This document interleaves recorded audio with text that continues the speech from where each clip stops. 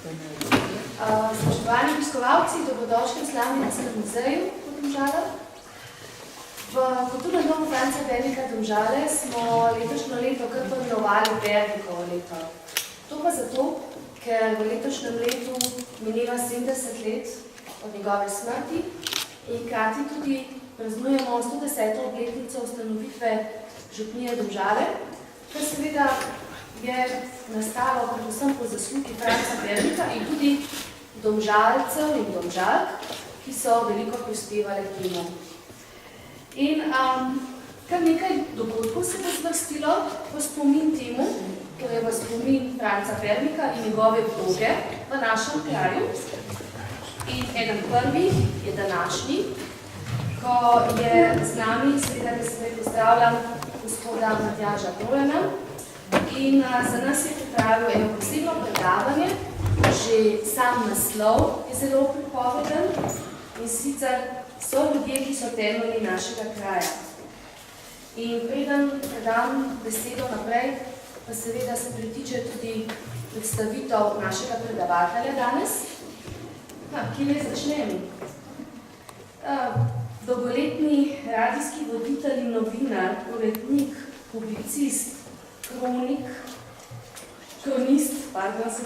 zbiratelj, rezbar in tudi slavnikarski strokovnjak, kulturni delavec in ohranjevalec slovenske ter domžalske kulturne dediščine.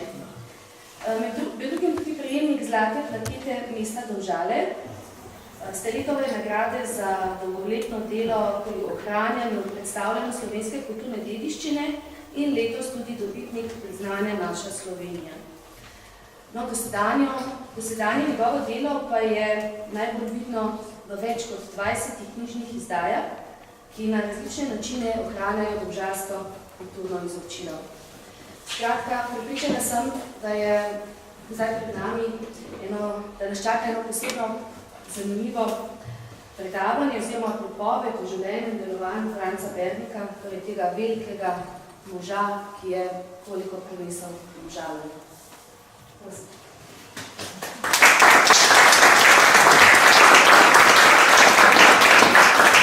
Najprej lep dober večer. Sem vznemirjen, ker se lotevamo čudovite teme pogleda na vredne ljudi naše preteklosti. Verjetno vsak od nas pričakuje, da bo v času, ko odide, tudi za njim ostalo kaj sledi. Enako so pričakovali naši predniki, veliki, pridni, uveljavljeni, pošteni, strašno neutrudni ljudje, ki so storili mnogo dejanj, ki danes postavljajo Domžale zelo naprej v paleti slovenskih mest. Take ljudi so imeli Domžale, vredne, znamenite in dragocene, in jaz se z veliko ljubeznijo posvečam tem ljudem in v svojih arhivih imam doma 100 fasciklov znameniti Domžalci. V takem večeru se ne da pogledati vseh, samo nekatere bi danes pogledali v njihova življenja, v njihove ljubezni, v to, kar so počeli, predvsem pa to, kar so našemu kraju in našim ljudem zapustili. Slovenija ima tudi take ljudi. Jaz sem si napravil svojo osebno lestvico teh znamenitih ljudi, ki so vrhunci naše preteklosti, ki so nam omogočili, da smo, kar smo, da imamo, kar imamo in da imamo lahko samozavest, ki jo nosimo iz preteklih v prihodnje čase. Ta lestvica ima Trubarja, Prešerna, generala Majstra, Antona Martina Slomška in pa Plečnika. Ti ljudje pomenijo krono vsega, kar smo Slovenci v tem, predvsem v tem duhovnem smislu, v izročilih, v domovinski ljubezni, jeziku, kulturi in samozavedanju v preteklosti dobili in z njihovimi imeni povezujemo da smo, kar smo. Enako imamo Slovenci, enako imamo Domžalci, svoje ljudi in dovolite mi, da pogledam vsaj v te glavne, najbolj eminentne naše prednike, ki so se razpostavili v čudovito fresko, ki jo jaz občudujoče pogledujem, ko se podam v te arhive. Prva oseba v tej naši preteklosti je bil nek Grifo iz Štude, ki je med leti 1207 do 1228 podelil dve hubi, naj bi to bilo dve kmetiji, stiškemu samostanu v kraju, ki se mu je reklo Domselsdorf. In ta Domselsdorf naj bi bila prvotna besede Domžale. Vendar to ni gotovo, če tudi uradna etimologija razvoja besed najbolj uveljavila to, da se iz te besede Domselsdorf razvile Domžale, vendar je še 6 interpretacij, kako naj bi beseda Domžale nastala. V čudoviti freski teh pomembnežev je zagotovo na prvem mestu Franz Bernik,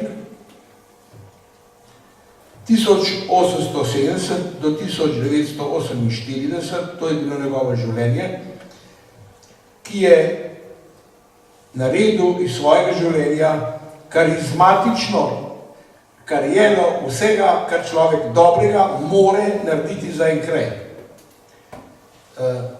To, kar je Bernik, bom rekel po domače, od sebe dal, je preveč za eno samo življenje, saj je v neverjetni paleti naredil toliko, ne samo za svoj kraj, tudi za škofijo, ljubljansko škofijo, da je, ko jim je tako 5. novembra Bernik umrl, da je takratni Anton Škof, mučenec, Anton Volk, rekel, zrušil se je vogelni kamen naše škofije. Toliko je Bernik pomenil za škofijo, kaj še ve za Domžale. Kaj se je Bernik počel, kako je počel, kaj je zapustil in ena strahovito dragocena je njegova pisna dediščina. Vse, kar se je v Domžalah dogajalo, je zapisal. Pisal je stoje, imel je en tak pult ob steni, pod kotom in je stoje pisal s tinto na te svoje zapiske in knjige. Kar se je zgodilo, bom rekel, zelo figurativno, če se je kdo premaknil v nekem dogajanju, je on zapisal in piše. Celo za vse prireditve je napisal celo to, koliko kron in koliko helerjev, to je nižja enota od krone, koliko kron in koliko helerjev je ta prireditev organizatorjev dala. Da ne govorim o tem, da je zapisal se, kdo so bili gostje, odkot so prišli in kaj je bilo vse v nasporedu konkretnih prireditev. Samo te prireditve, jaz imam večino tega zbranega, je šlo ne v stotine, v tisoče tega, kar je Možakar zmogel in storil. Bil je predsednik posojilnice in hranilnice Domžale, prve banke. Bil je predsednik strojne zadruge, bil je predsednik konzumnega društva, bil je predsednik gradbenega odbora za društveni dom, bil je iniciator in agens dobrodelnega doma, bil je vsega mogočega, celo predsednik protialkoholnega društva. Včasih se je dogajalo, da so domžalske kmetije šle na boben, kot se reče, zaradi alkohola, ampak ne zaradi vina ali piva, pilo se je žganje. In on je, da bi preprečil, to je njegova posebna socialna, kako bi rekel, socialna vloga, da je v svojih pridigah celo izrazito antialkoholno deloval in je v tem društvu protialkoholnem vzpodbujal ne piti alkohola, predvsem ne piti žganja. In so te pridige bile izrazite protialkoholne, ko je videl, da se cele hiše, kmetije in posestva izgubljajo zaradi žganja. In tudi, rekel, moja družina v Stobu v Brajenovi je tudi zaznamovana za prodajo in s temi, bom rekel, zaznamovani zaradi alkoholizma, zaradi žganja. Zanimivo, ni omenjeno vino, pivo ali kaj drugega, ampak žganje. In to protialkoholno društvo je bilo pač nekakva socialna orientacija preprečiti žganje. Ampak ob tem, da je bilo, ne boste verjeli, v Domžalah 47 gostilen, žganje kuhov, vinaren, vsega mogočega, tudi iz kuhov žganja 47, pravi še danes, da ko so časi bolj hudi, je več gostilen in je več tega. Vse te gostilne, žganje kuhe, in to so opisane v moji predzadnji knjigi. Eno za drugo. Ta človek je bil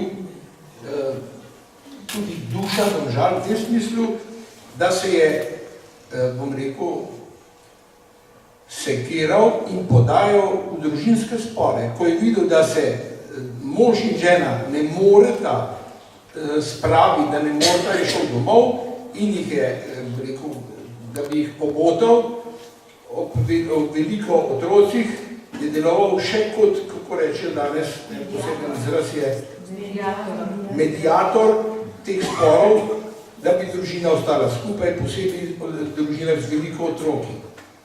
V katoliškem izobraževalnem in podpornem društvu, ki je bilo ustanovljeno 1904, je bila posebna postavka, pomoč tistim, ki so bili pomoči potrebni.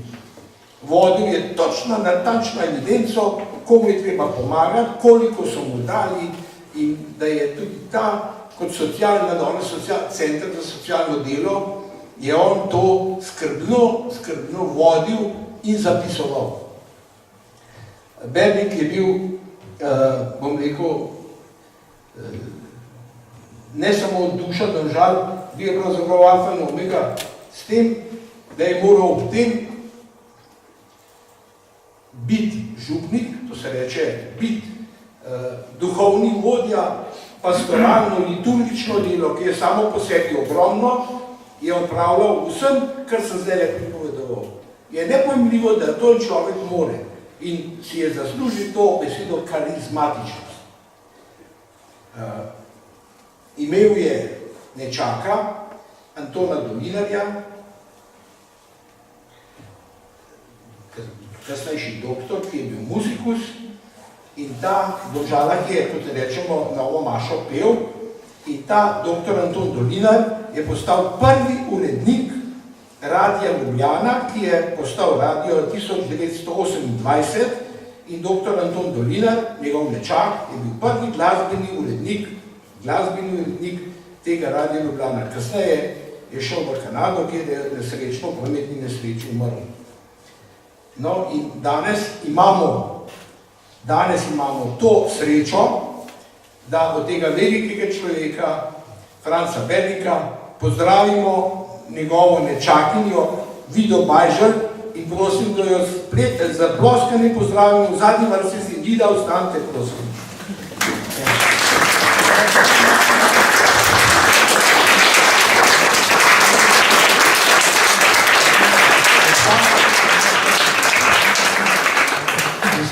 Vida Bajžel je hčerka Bernikove sestre in hvala Vida, da ste prišli na ta večer, da svojo prisotnostjo svojega strička, kot ste ga imenovali, nekako tudi počastite.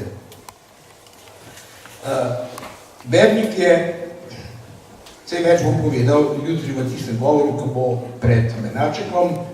Tisti človek, brez katerega ne moremo in če ga lahko koga postavimo na svoje mesto, na prvo mesto, je to Franz Bernik. Drugi je Matija Tomc, rojen 1899, domžalski župnik, glasbeni velikan, kot ga je poimenoval, bom rekel, največji strokovnjak, glasbeni za sakralno in glasbo, dr. Edo Škulj, ki je pač ovrednotil Tomčevo delo kot vrhunsko.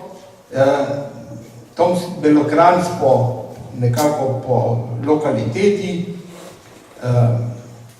ki je za slovensko glasbo zmogel slovenske narodne motive ljudskih pesmi obdelati način neverjeten, samo njemu enak in njemu, bom rekel, svojstven.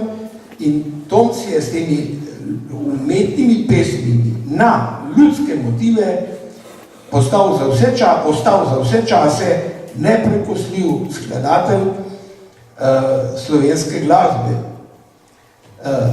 Znameniti slikar Saša Šantel je pol slikar, bil je slikar in tudi pol glasbenik, je naredil na malo, kot rečemo, 6-metrsko sliko, oljnato sliko, ki je še danes v slovenskih filharmoniji vseh velikih mojstrov slovenske glasbe, predvsem 19. stoletja, na kateri so pisec glasbe ali pa himne Premrl, Ferster, Gertvič, Parma, Galus, Kogoj, Osterc, Zvonko Prelovec in mnogi drugi, 6-metrska slika, no in na njej je čist blat narisan tudi Matija Tomc. In z te slike se je poslovil zadnji prav Matija Tomc leta 1986 na 8. februarja, na slovenski kulturni praznik. Velikokrat, vsaj nekajkrat je bil predlagan, da bi Matija Tomc dobil Prešernovo nagrado, nikoli je ne dobil, lahko samo mislimo, zakaj je ni dobil, no, ampak si jo je kar sam vzel, saj je umrl 8. februarja 1986 in je šel po svojo nagrado drugam. Tomc je začenjal kot mlad profesor glasbe v Šentvidu nad Ljubljano. Mlad je postal profesor in je postal profesor v šoli, kjer je bil še do pred nekaj leti sam učenec. No, in je bil v prvem obdobju Radia Ljubljana že dirigent zborov na Radiu Ljubljana, še vedno zelo mlad, tam nekje pri 30 letih. No in Matija Tomc, z vsem, kar je dal, zdaj sem govoril samo o njegovem glasbenem delu, in z vsem, kar je ta veliki človek za Domžale dal tudi v tem liturgičnem, pastoralnem smislu, se je tudi ta profesor Matija Tomc zasidral v večni spomin Domžal.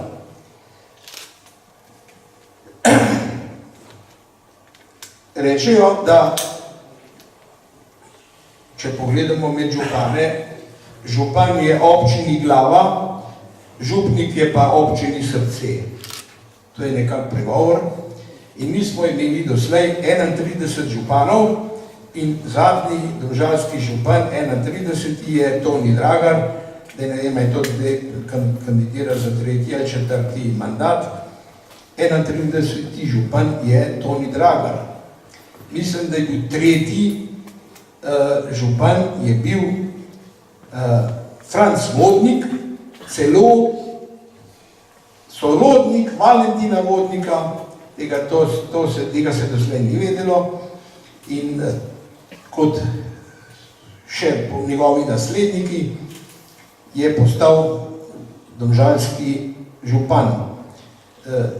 Bom rekel, najbolj tudi razvpit, pa tudi največ je v življenju mogel in tudi naredil Matej Janežič.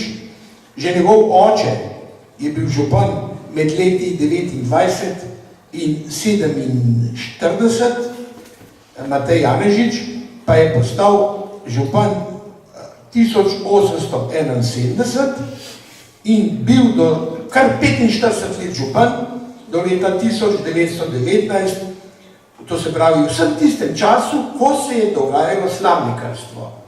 Slamnikarstvo omejujemo prav s tem, 1970 do 1919, ko je bilo konec prve svetovne vojne, pomeni, da je v vsem času slamnikarstva, da je bil samo en župan, Matej Janežič, mlajši seveda.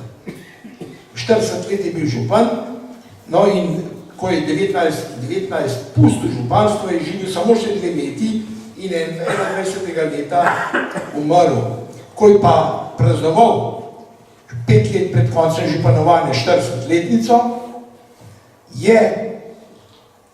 so Domžale priredile ob pomoči župnika Bernika veliko prireditev z vsem, kar se je dalo zagotoviti. Danes rečemo ni da ni in takrat se je praznovalo na veliko s tem, da je bil župan Matej Janežič pač zelo čaščen, slavljen, ampak tudi on je imel svoje sovražnike. Bil je gostilničar, imel je Čedenkovo gostilno in to je tam, ki je zdaj Krizant, čez cesto, kjer je tam tista kitajska restauracija oziroma pekarna, čez cesto je bila Čedenkova gostilna, čist na cesti je stala, kasneje je imel Štifterjev Boris, je imel neko, da so podvozja avtomobilov, tam je bila ta Čedenkova gostilna. No in ta Matej Janežič je bil prednik Staneta Kebra, Staneta Kovača, no in mama Staneta Kovača je bila ena od hčera tega Mateja Janežiča. Tako je rekel, star Kebr, kot rečemo, je bil prednik, je bil potomec tega Mateja Janežiča. Zapletal se je tudi konflikte, bil je v časopisih, ampak kar je pa treba povedati, bil je 45 let je bil župan Domžal. To se ni zgodilo in se verjetno kmalu ne bo. Naslednji tak je bil Rahnetov iz Spodnjih Domžal, župan Franc Cerar, bil je slamnikar, v Stobu je imel Logarjeva slamnikarna je bila, ampak zanimivo je, da je ta Franc Cerar postal kot slamnikar, postal tudi predsednik Mengeške slamnikarske zadruge in da je bil eden velikih slamnikarskih maharjev, ko bi rekel po domače, in da je ob takrat v tistem času to slamnikarstvo obvladoval, če tudi je bil župan v Domžalah samo 2 leti. Naslednji tak župan, če pogledamo še par županov, je bil Matija Hočevar, ki je bil prvi domžalski dohtar, zdravnik, in sicer na vrh nad gasilnim domom. Bil je doma iz Lašč in pravijo, da je ta Matija Hočevar poznal pisatelja Levstika, no in ta Hočevar je bil župan Domžal 1933 do 1936, ko je postal župan Janez Vrečar, taki kolodvorski mizar in rezbar. Ta Matija Hočevar je bil čuden človek, astenik, visok in suh, imel je vse prebodene roke, ker si je obrizgaval morfi, imel je čudno ženo, Nemko, ki pa ni odobravala Hitlerja, in eno hčerko in enega sina, in ta sin se je pripeljal kot gestapovec v Domžale, ker pa mati ni odobravala Hitlerja, so ji nekaj zaplenili proti hitlerjanskega, Hči je bila pa poročena v Parizu. In ko je prišla v Domžale, sta z možem govorila po francosko in ta Matija Hočevar je vse to gledal in je kupil hišo, današnjo, še stoji Lenčkovo hišo. To je bila njegova hiša. V tej hiši spodaj je stanoval nekdanji domžalski orožnik Vit Ambrožič, ki je vse to, kar pripoveduje, zapisal v knjigi Žandarm med knjigami in cvetjem. To sem prebral v tej knjigi, kar zdaj o njej pripovedujem, in ta zdravnik Matija Hočevar, smo rekli, da je bil morfinist, je tej hčerki, ki je bila s Francozom poročena, enkrat je prišla v Domžale, so govorili samo francosko, je prekmalu to hišo prepisal na svojo hčero in kasneje se mu je zgodilo, da je hčera to hišo naprej prodala, on pa je izvisil in je ostal na cesti.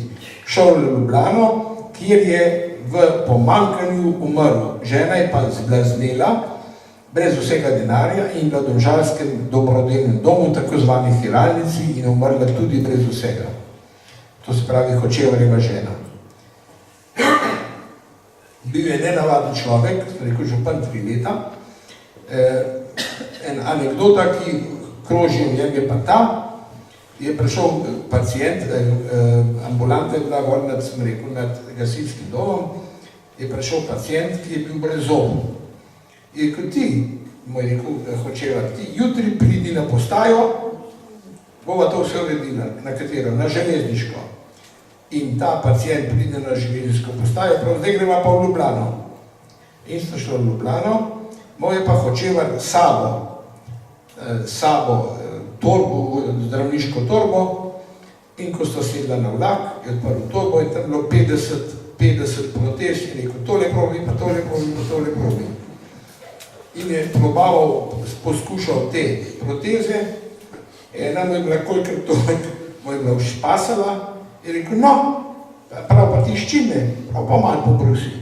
Če pa res ne bo, pa hmeni, ti pa jaz pobrusil. In je Hočevar kar na vlaku delil te proteze, ki jih je izdeloval, ki jih je pač tem pacientom. Zdaj, koliko je to res, ampak ta tudi je zapisana in ta anekdota o teh Hočevarjev kroži.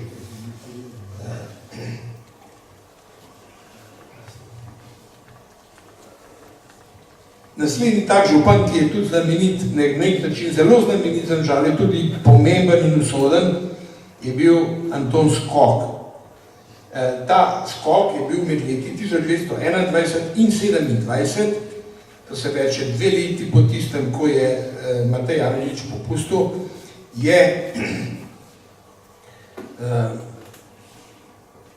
bil lastnik te gostilne pri pošti, ampak šla mu ni in jo je potem prodal, ko je leta 29 jo kupil, jo prodal nekemu Osetu, trgovcu Osetu iz Vranskega in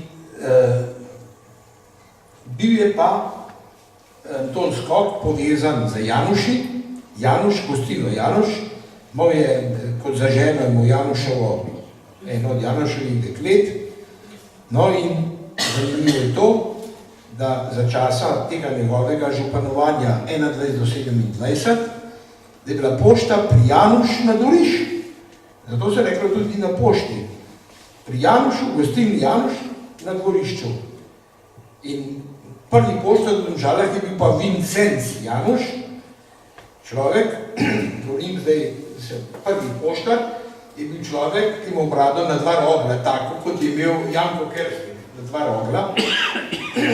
Išel je iz teh borb v severni Italiji, kjer je general Radetski, 80-letni general, vodil vojsko Avstrijcev proti Italijanom. No in tam je bil v teh vojskah, je bil tudi Vincenc Januš, prvi domžalski poštar, ki je izgubil roko in ko je prišel v Domžale, je bil že brez roke. Služboval je na Mitnici na mostu, na Bistriškem mostu, kasneje je pa pri Janušu pač upravljal to svojo pošto in je bil prvi poštar v Domžalah. Da se vrnem k Antonu Skoku. Anton Skok je bil velik dobrotnik, mila duša, dobrotnik za vse. Vsem je, kot rečemo po domače, stal dober, da mi je podpisoval razne pogodnice, to ga je na koncu tudi vneslo. No in ta župan 21-27 je bil, ali pa je ostajal znamenit, ki je v Domžale pripeljal elektriko. On je imel hišo, imel je vodno turbino, imel je električno centralo in žabo. In bil je tudi trgovec z lesom. Bil je možakar z zelenim lovskim klobučkom, vedno oblečen v pelerino, imel je pipico in kadil in tako dobričina je vse to zmogel. In on je leta 1926 zagotovil elektriko za vse Domžale. Že prej, 1910, sta imeli po Domžalah elektriko samo dve stavbi. Cerkev in pa društveni dom, kulturni dom danes, 1910, potem pa na turbino, na dinamo. Potem pa še let 1926 za razsvetljavo elektrika Skokova. In ko je ta Skokova elektrika 1931 prenehala, je prišla tako zvana velenska elektrika. No, bil je novec in bil je tudi verjetno med prvimi domžalskimi športniki, bil je kolesar, da je na eni dirki dobil zlato uro, pač uro kot za nagrado in je potem govoril, da je kolesar in je bil pač zaznamovan kot prvi domžalski kolesar. Zanimivo je to, da je postal starosta Sokola. Sokoli kot organizacija, jaz sem to že knjigo napisal o Sokolih pred 20 leti, so imeli samo enega, bom rekel, narekovaju vrhovnega človeka, starosta. Praviloma so bili ti ljudje, so bili belolasi in je bilo brezprizivno, kar je on rekel, je odločil, ta starosta. In ta Skok je bil nekaj časa, ne vem točno, katerih letih je bil starosta Sokola in on je v tem času pač bil tisti, ki je tudi vodil vse sestanke in na sestanku je on udaril po mizi, tako bo in tako je tudi bilo. No in imel je dva sina, Stanka in pa Dimitrija. Stanko Skok je bil, študiral v Pragi, bil inženir in ta Stanko Skok je prinesel leta 1920 je prinesel prvo žogo Domžale, Stanko Skok, to se pravi sin Antona Skoka, in ta prva žoga, sreči imamo še na enem slabem fotografskem posnetku še fotografirano to žogo, edina, ki je bila v Domžalah, je bila začetek nogometa v Domžalah. Stanko Skok, sin Antona Skoka. Drugi je bil pa Dimitrij, je bil revež, tako je bil pozicijsko, socialno je bil revež, to bi pa drugi sin Antona Skoka.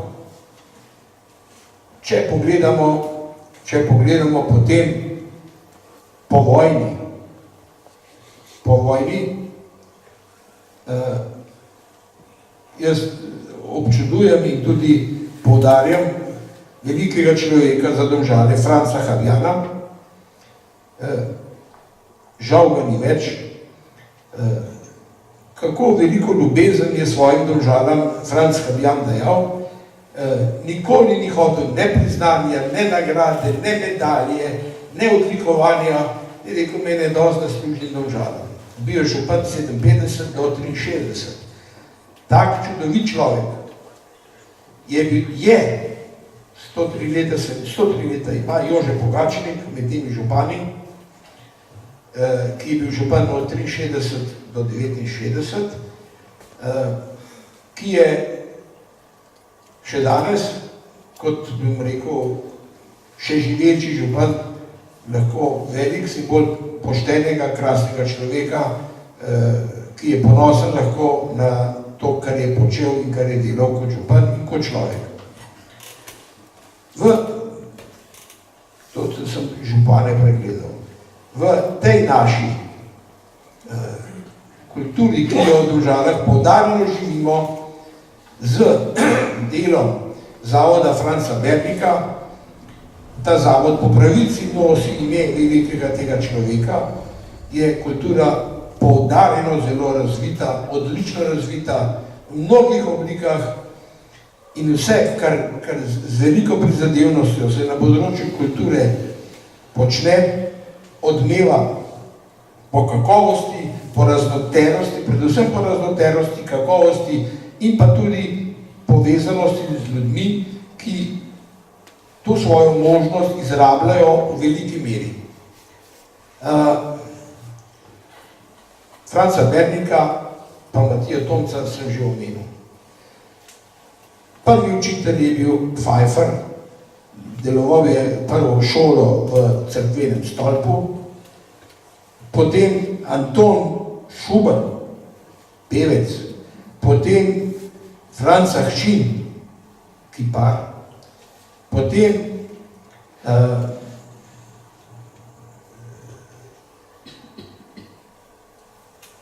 Franz Lazar, znameniti režiser, o tem bi kazalo kaj več povedati, in pa Josip Gostič, ki pa ni bil Domžalčan, ampak Homčan, tako da mi dovolite, da pogledam več od nas se te stvari poznajo, o življenju in delu Franca Lazarja. Sedim na mestu, zdaj jaz sedim na mestu, kjer se je po vojni 25 let odigravalo čudovito dramsko življenje. Tle na tem mestu je bil oder, ta zastorska slika je še tle gor in agens vsega tega življenja je bil Franc Lazar. Leta 1933 je diplomiral na pravni fakulteti, sodeloval je v OF in zato so ga zaprli okupatorji v Golas, ker je pa zbolel za tifusom, so ga odpustili in ko je sem prišel, so ga belogardisti zaradi sodelovanja z OF še enkrat zaprli in ga je zaznamovalo to, da je bil veren in on je zaradi te svoje vere potem zelo gor plačal, hkrati z sestro Anico Lazarjevo, ki je bila enako dejavna v ženskem svetu, v gospodinskih krožkih, v krožkih pletenja, šivanja, vsega tega, kar je družine, kar je ženske zaznamovalo. No in on je sicer po vojni postal sodnik okrajnega sodišča in je režiral te igre, ampak je to svojo vero izkazoval preveč očitno in on je kakšnih 50 iger režiral, na tem je oder tle in samo igra Planinska roža za Domžale imela 33 ponovitev. 33 ponovitev, da so Domžale zbrale na Bontu dvorano. Moraš verjeti. No? In on podal se ni in o vsem tem strahotno velikem delu, ki ga je za Domžale dal, so mu ukinile stanovanje, imel je tam na Polžu na dvorišču, sta i sestra, mislim, da ne, on poročen, pa ne ona poročena, so mu stanovanje oduzeli in je bil brez stanovanja, je šel v Ljubljano, zagrenjen, namesto da bi ga dvigali preko nekako in je ponižan, brez stanovanja odšel in to je bilo plačilo tega sveta, za tega velikega človeka Franca Lazarja. Zdaj, pripovedujem to, kar je bilo, jaz sem to že zbral vse te podatke in kdor bi hotel, da je bil fascikan o Lazarju videti in tam notri je tudi vsaj 30 fotografij njegovih prireditev, njegovih predstav, ki jih je režiral. Pozabil sem poudariti, da je tudi Bernik vse prireditve v društvu, katoliškem izobraževalnem podpornem društvu, Bernik režiral. Še to, ko sem prej omenil, kaj vse počel. Če pogledamo te domžalske gospodarske trende, pa tokove, je bilo nekaj trgovcev, ki so bili zelo znameniti, mlinarjev, prav tako znameniti, kot so bili Osolin, Kuralt, potem trgovec je bil, recimo, znameniti trgovec, najbolj znan je bil Josip Senica. Ta Josip Senica je prišel iz Štajerskega, rojen je bil leta 1883 in je tam v Črnem gradu pri Benkoviču ugledal eno mlado dekle, Benkovičevo, jo je pripeljal v Domžale in jo je v Domžalah tudi poročil. Pravzaprav ne Domžale, na Podrečje, čeprav to Domžale rečemo. Jo je poročil. In imela sta več otrok in ta žena njegova, Benkovičeva, je eno nedeljo popoldne bila je neka verska svečanost v Grobelski cerkvi, svečanost, ker je bila oblečena v narodno nošo in je pri maši umrla, stara 30 let. Prva Seničeva žena umrla. In on kot trgovec, pa kot, rekel, družinski človek je ostal brez žene, no in je potem poročil, ko se je vrnil Alojz Škrabar, slavnikar iz Amerike, njegovo hčerko Franci, ki je bila 29 let mlajša od tega Josipa Senice. Zdaj se moram pa podati v Ameriko, tja k Alojzu Škrabarju, ki je bil slavnikar v Ameriki, v New Yorku in je bil poročen z Marijo, ne vem, ko se je pisala, v Ameriki in sta imela v Ameriki slovenski slavnikar, dve hčerki, Mici pa Franci, to je Frančiška verjetno, Franci, mama, je pa žena, je temu Alojzu Škrabarju umrla, ko sta imeli hčerki 10-12 let, je mama umrla in Alojz Škrabar je v Ameriki ostal brez žene s tema dvema punčkama in se je odločil, da bo šel nazaj domov v domovino, kar je tudi storil in je prišel v domovino, tam v 30 letih. Mici je prinesla sabo bel pianino, so pripeljali preko morja bel pianino, pa ta mlajša Franci. Govorim za Mici, ker ta Mici je bila pa na pianino, kako bi rekel, nekako priklopljena na pianino in ta pianino je bil začetek karijere Acije Frtoncla. Ko se je ta Mici poročila z Francem Bertonclem, mlinarjem iz Domžal, sta imela samo enega sina, Franca Bertoncla, Franci Aci. In ta Aci Bertoncl je postal učenec na klavirju in kasnejši velemojster klavirske igre. Druga njena sestra Franci se je pa poročila z vdovcem Josipom Senico, 19-20 let je bila mlajša od Senice in seveda to je obe družini zelo, zelo povezalo in so bili potem do smrti tesno povezani.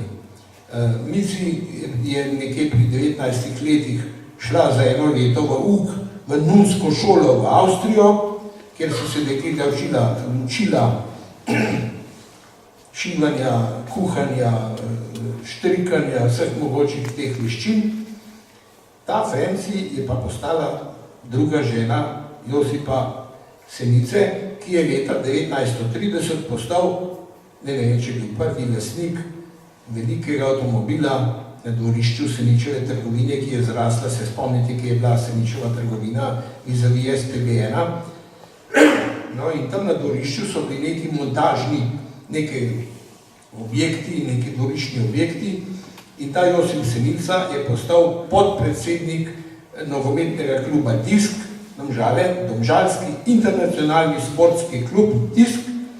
No in tako da so se nogometaši preoblačili na njegovem dvorišču, igrišče je bilo pa takrat tam, kjer je zdaj zdravstveni dom.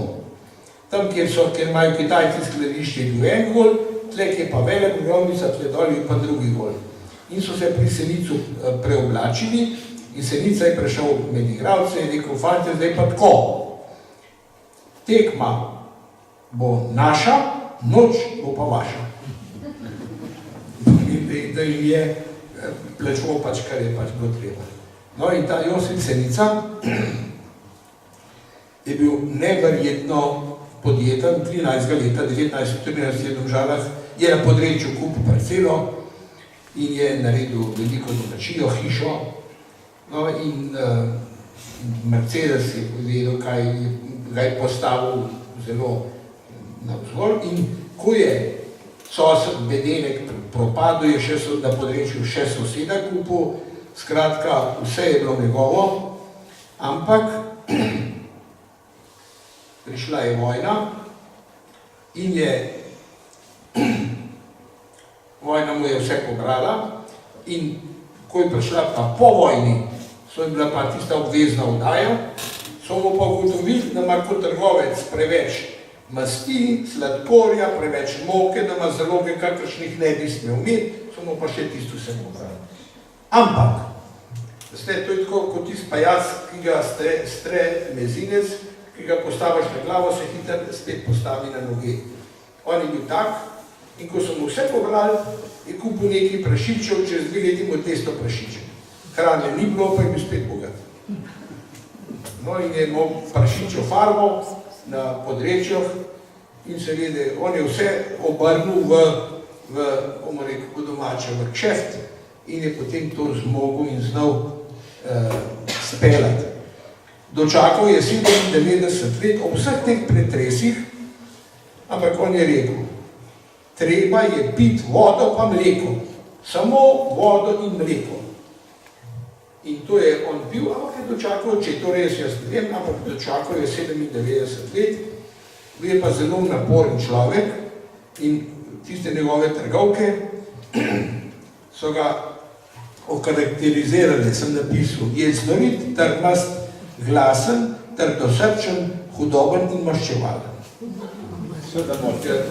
Ta, ki je to napisala, je menda, ker ni hotela popoldne po šihtu na mrvo, kot se reče, jo je kar iz službe vrnil. Ker da bi še delala še po tistem poslu, jo je kar iz službe vrnil.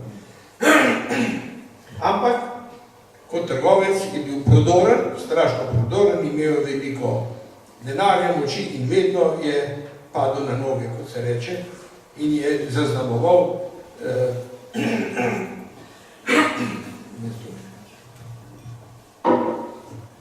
no,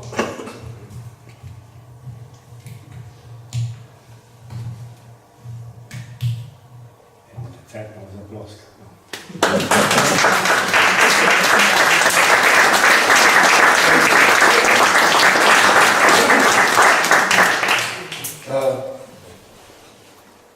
Drugi taki podjetniki so bili pa še Osolin, ki je fural, kot rečemo, moravški pesek iz Moravšk na železniško postajo, mlinari, kot je bil Kuralt, recimo Osolin je bil tudi mlinar v Jaršah in drugi taki, ki so ta poslovni svet, ko bi rekel, znali in obladovali, ob tem, ko so že rekel, da je bilo 45, bilo gostine. In to je živelo, potem so bili konjski trgovci, kot je bil Cenetov, trgovci s konji in drugi. O pogledovanju med te znamenite Domžalce ne morem mimo Frana Ravnikarja. Fran Ravnikar je bil doma iz tamle,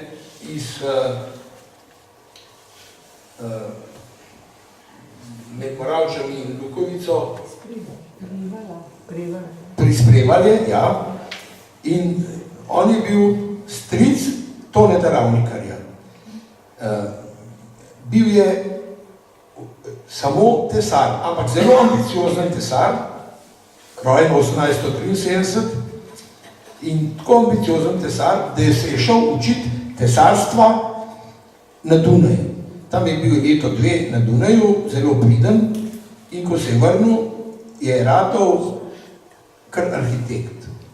In on je avtor, poslušajte, bom prebral, kaj vse je. On kot visok tesarski mojster, Plečnik ga je imenoval gospod, spoštovani gospod arhitekt, čeprav je bil tesar. Po izdelki ga je sodil. On je bil izvajalec, ali pa bi rekel tudi konstrukter, ali pa tudi projekte za Turkovo hišo, Sokolski dom, društveni dom, Planinski dom, Kamniški Bistrici, Millerjevo vinarno, tam je zdaj Frižinova lekarna, Gasilski dom Stop, hotel Erika v Kranjski gori, Petričevo hišo v Zgornjih Gameljnah, ki jo zdaj preureja bivša pravobranilka, ko se že piše, ne pravobranilka, tale novinarka.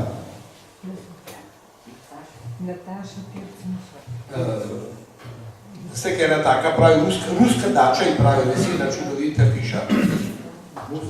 Pirc, ta Pirčeva. Tiska lesena, gorna. Lesena, ta. To je, ja, ne, to se pravi, ja. On to hišo naredil, no, in je bil, rekel, spoštovan in od vseh teh hiš je še v Ljubljani, v Rožni dolini, ena hiša, ki so ji lastniki to pozornosti posvetili, da ni propadla, da je še vedno lepa. Zdaj, mi pa imamo na dvorišču njegovo hišo, to kasetno hišo, na dvorišču društvenega doma, v tej hiščici je on živel, za 8-9 otroki, tam, ki imamo zdaj na dvorišču, ki je zdaj parkirišče, tam je on živel, zanimivo, da nikoli ni v redu poskrbel za svojo veliko družino, kasneje se je preselil v Sokolski dom na vrh, ki ga je tudi sam zgradil, projektiral zgradil in je prosil za stanovanje na vrhu in so mu ga tudi dali. No, kot starosti seveda. Postal je starosta Sokola v Domžalah, Fran Ravnikar, stric Tončka Ravnikarja. No in ta Franc Ravnikar je bil zelo vešč, zelo čislan, je pogruntal eno posebno tehniko, rafel, Ravnikar Franc Longitude, s katero je premoščal posebne dolge razdalje na nekih objektih. Tehnika rafel se je naučil verjetno na Dunaju, kjer je bil v šoli, no in ta rafel ga je nekako premagovanje daljših razdalj z lesom, ga je tudi uveljavilo ta njegova tehnika. Treba je povedati, da je bil učitelj Jožeta Karloška in tudi prijatelj, to Karlošek tudi piše, kako ga je Fran Ravnikar učil, tako da je bil to arhitekt, ki ni bil arhitekt, po delih je pa bil arhitekt. To so te, zanimive stvari. Zavestno pa nisem omenil vmes slamnikarskih tovarnarjev, ki so bili v glavnem v znaku Tirolcev. Tirolci so prišli v Domžale zato, ker so jih iz severne Italije ob tistih vojnah v prvi polovici 19. stoletja spodili in so našli mesto, kjer je bilo veliko slame pa pridnih ljudi v Domžalah in ti Tirolci so v veliki meri tudi sooblikovalci časa in razmer in politike in ljudi v Domžalah. Tirolci seveda se danes pa z našimi ljudmi so gledali za svoj zaslužek, izkoriščali so ljudi in jaz sem veliko pisal o tem, da kako jih ne moramo dvigovati, če so morale domžalske šivalke slamnikov same plačevati sukanec cveren za njegove slamnike. In jim je rekel, če hočete mi delo, pejte v Ljubljano, za Bistrico, kupujte sukanec, cveren, kupujte, če hočete imeti. In so šle in so si kupile cele žepe špulc, kot rečemo po domače, in so s svojim sukancem za njega, za Tirolca, šivale slamnike.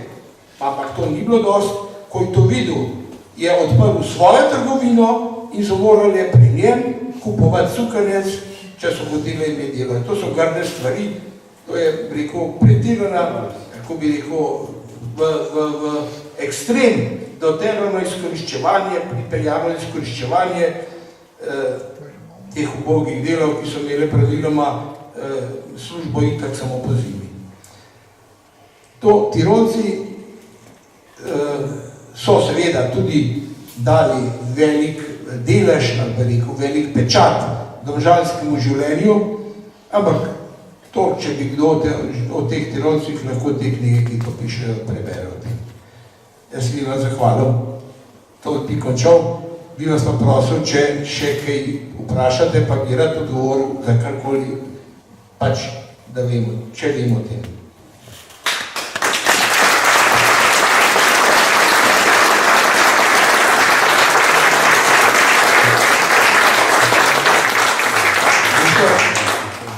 Jaz nisem to pazil, bolj po domače prepodujem, ker se mi zdi zborna izreka, bi mogel potem samo paziti, kako govorim, ne pa kaj prepodujem, a ne. Pa se mi zdi bolj sproščeno, če se tako v tem odnosu, ko prepodujem, a ne. Hvala. Zdaj pa, če bi še kakšno vprašanje bilo, rad odgovarjam, če karkoli vprašanje, pač če vem.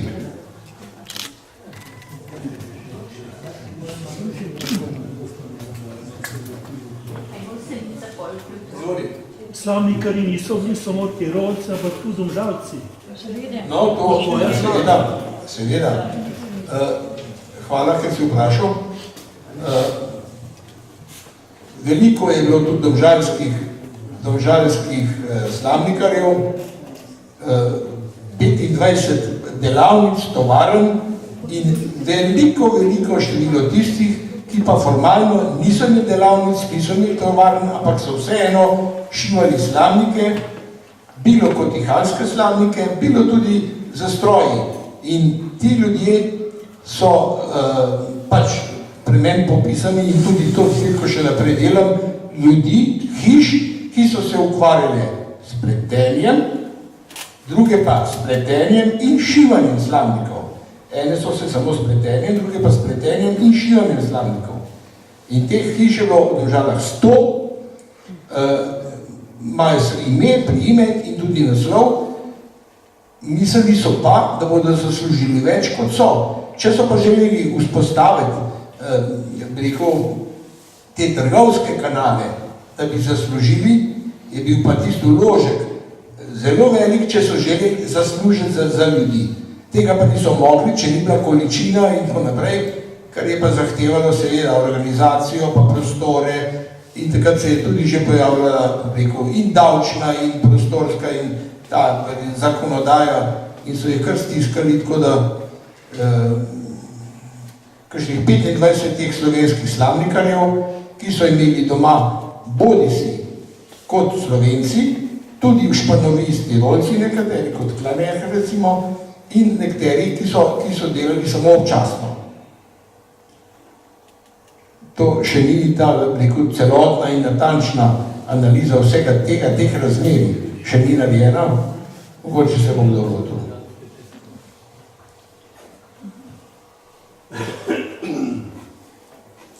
Je še kakšno vprašanje? Jaz upam, da nisem bil predolg, pa da je bilo še kar zanimivo, ne? Hvala.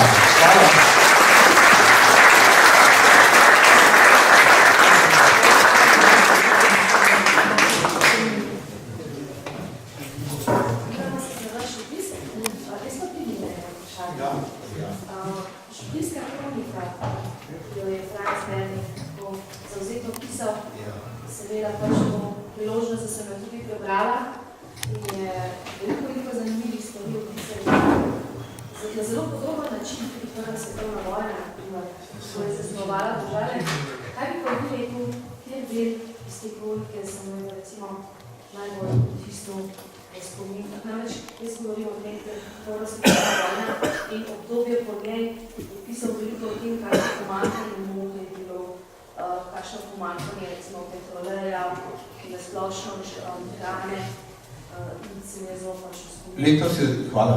Letos je zadnje leto, ali pa bi rekel 100 let, kar se je končalo zadnje leto vojne, 1918, no in zdajle novembra, ko se je vojna končala, bo to verjetno tudi nekako bolj to ali praznovano ali pa obeleženo. skozi Domžale so se valile vojske. In v času Prve svetovne vojne v kulturnem domu ni bilo prireditev, samo bil je vojaški lazaret, vojaška bolnica in v Domžalah Bernik popisuje v svojih knjigah, so bili begunci. Koliko beguncev? Iz tistih krajev, kjer so se naši v Galiciji gor, so prišli Poljaki, Ukrajinci, vse mogoče etnične skupine so se valile skozi te kraje in so bili narejeni nekakšni razdelilniki, koliko bo kdo teh beguncev, vojnih beguncev moral sprejeti. In so popisani tudi celo s priimki begunci, kaj so počeli, kako so bili, koliko so doma zapustili, kakšne velike kmetije in tako. Tako da vojna je domžalsko življenje zaznamovala, predvsem, da ni bilo nobenih prireditev, ni bilo ne nastopov. Moram pa povedati, da Bernik je čudovito ohranil, ko ste imenovali to, čudovito kroniko vsega, kar je. Jaz imam ne podatke, tudi dokumente, od leta 1904 do 1934, ko je bilo vse ustavljeno in prepovedano s krajevnim odlokom, kaj se je v Domžalah vse dogajalo. Brez števila sprejemov, sprevodov, procesi, akademij, iger, pevskih nastopov, recimo Orli in Sokoli so nastopali, se ne reče v uniformah, ampak v krojih. Praviloma vsi govorijo o krojih, ne o uniformah. In njihovi kroji, orlovski in sokolski, se niso razlikovali v ničemer, so bili zelo podobni, edin na pokrivalu je bilo pri enem pero tako, pri drugih pa tako. V bistvu kroji so bili samo kot prispodoba, smo uradni in Orli so imeli svojega najboljšega predsednika, jaz bi pozdravil tle našega dragega Kovača, ki je med nami, Ludvika Kovača, ki je med nami, ki je njegov oče Janez Kovač, ki je bil izredno uspešen, ne samo kot predstojnik Orlov, ampak tudi kot igralec v desetinah iger je nastopal. Ludvik ima verjetno bolj popolno, kje je vse, kaj je vse počel, kaj je vse odigral. Izredno, celo prapoščak je bil. Tako da, prav bi bilo zdaj napisati knjigo o Sokolih in Orlih, čeprav fragmentarno sem Sokole od enih svojih knjig že obdelal, Sokole že obdelal, hkrati za TVD Partizan v eni knjigi.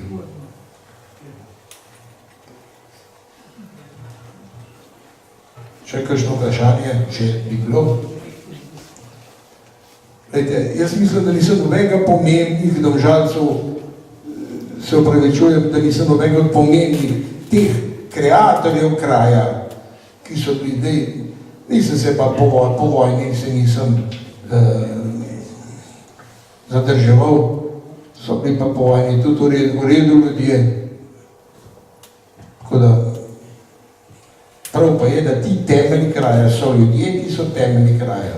In te ljudi, ki so, rekel to, Domžalam priskrbeli gospodarsko, kulturno identiteto, ki so jim prinesli to prodornost, predvsem pa duha Domžal. Kamor pridete, vam bojo rekli, ja, vi ste pa Domžal, to je pa kraj, kjer zmorete, znate in hočete. In Bernik je vedno rekel, ni problem, da ni moči. Bernik je rekel, ni problem, da ni moči. Problem je v tem, če se hoče. To je bila njegova beseda. In ko je od leta 1904 do 1908 gradil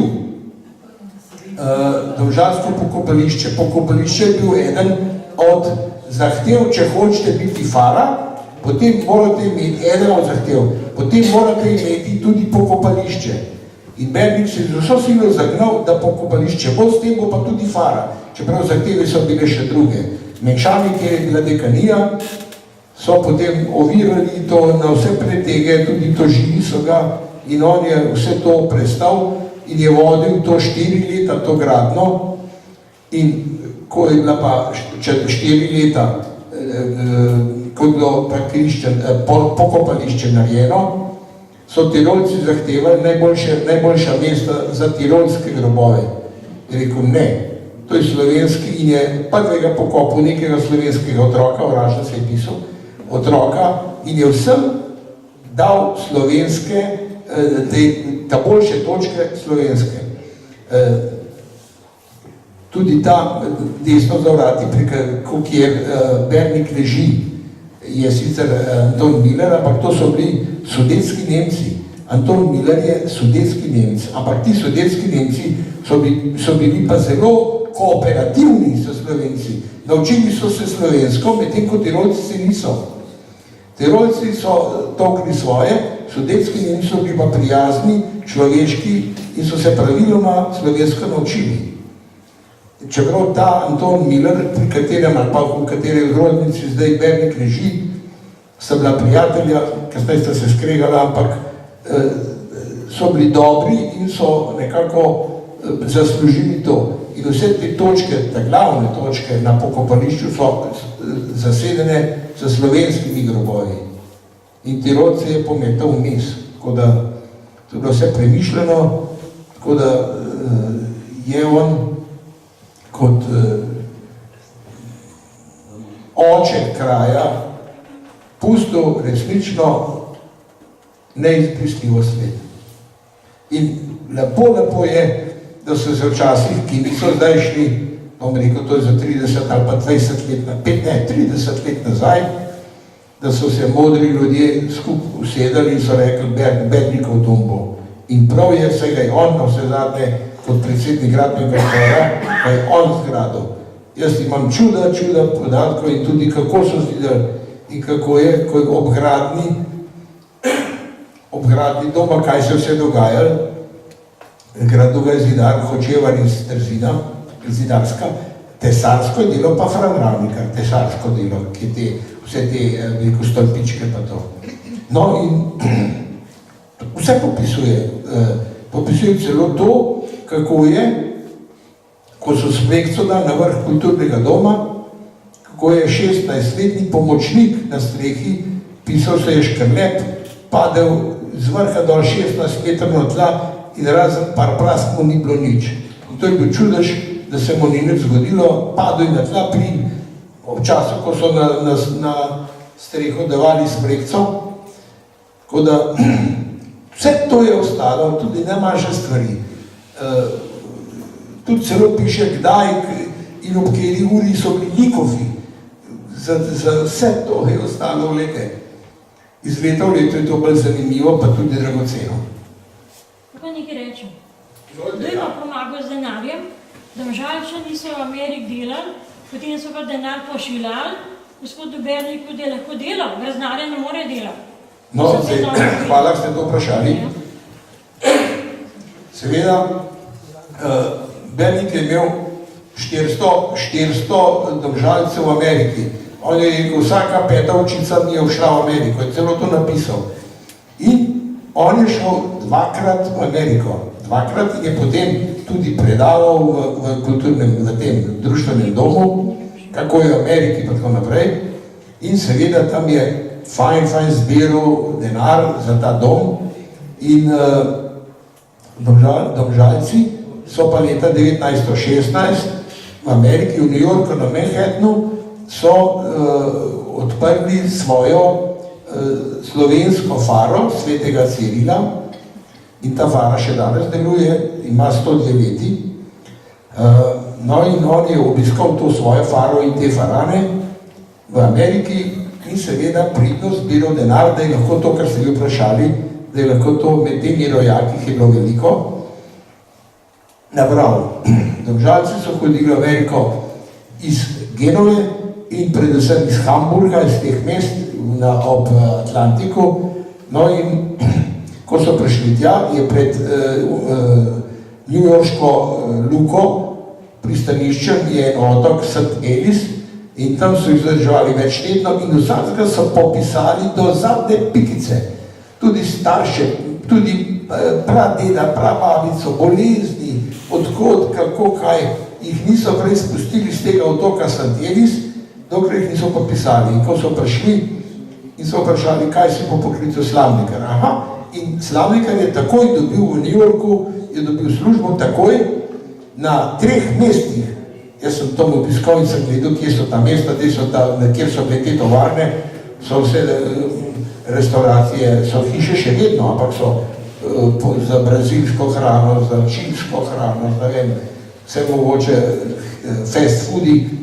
No, in Slavnikarji so takoj dobili službo, celo Avstrijci iz Domžal so prišli tja za njimi, da so tam odpirali tovarne, v glavnem ženske, pa tudi moški, s tem, da so ostali, ki pa niso imeli tazga poklica, rekel, jaz pa nimam poklica, vseh pa dali, ti greš pa naprej v gozdove, za logarje, za gozdarje, v rudnike, za rudarje, če ni bilo tega dela. In so se ti ljudje, ki so bili pa Slavnikarji, so se nastanili v New Yorku, so hitro ustanovili pevske zbore, celo ansamble, ljudske slovenske, ljudske glasbe in so se tako hitro, rekel, temu ameriškemu načinu življenja so se tako hitro približevali, da so čez 2 leti je bil že banjo zraven. Za slovensko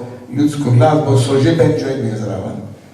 Seveda, ni bilo pa to čisto, rekel, etnično čisto, če so videli, da on tam iz Grosupla ali pa tam iz Nemsko, da igra to, pa so ga poklicali zraven, da niso rekli, bomo samo čisti Domžalci. Tako da, to je izredno zanimivo in so bili uspešni seveda in so se razselili najbolj v Cleveland, New York je bil predrag, zato so šli na podeželje in tam zgradili hiše in tako naprej in tega je še nekaj, vendar je to že 3., 4. generacija, ki slovensko več ne zna, je pa zanimivo to. Vsi znajo slovensko pet, vsem je všeč polka, klobasa pa harmonika. Vsem. In to znajo tudi povedati in to je pa potica, ne potico pozabiti. In to obvladajo, to tematiko in to jih tudi druži. In v cerkvi svetega Cirila v nedeljo dopoldne pridejo skupaj, ena prinese potico, ena to, čez cesto imajo eno masarijo, kjer je en Ukrajinec Andrej, jim dela pečenke, oni sami pečejo krvavice, pečenice in je Slovencem lepo. En pa igra na harmoniko, ki je na knofe, ki reče button box. To se pravi škatla na knofe. No in to je, kar se Amerike tiče.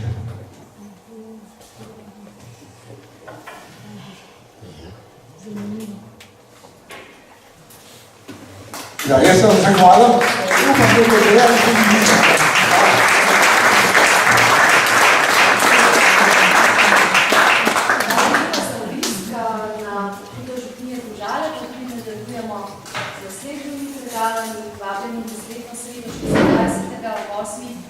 Na predavanje magistra Blaža Otrina o podobi Domžalske cerkve na zgodnje zgodovine.